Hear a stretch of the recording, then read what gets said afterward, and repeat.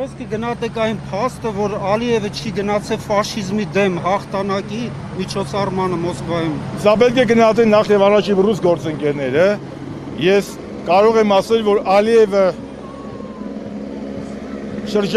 բանի տվայտանքների մեջ է հայտնվել Արցախը գրավելուց հետո, եւ սա Ալիևի հերթական հստակ քայլն է, որ ցույց է տալիս, որ Ադրբեջանը չի կարող լինել Ռուսաստանի դաշնակիցը։ Ադրբեջանը Թուրքիայի դաշնակիցն է։ Եվ քանիցս ճիշտ է Պետդումայի падգամավոր Կոնստանտին Զատուլինը, որ նշում էր, որ ռուս ժողովրդի ամենահավանական, ամենաարդյունավետ դաշնակիցը դա հայ ժողովուրդն է։ Իսկ մեր համար էլ մեր ամենաարդյունավետ դաշնակիցը դա մեր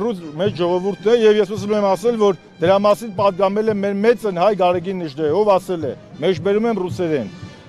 Для армянского народа единственным, естественным союзником является великий русский народ.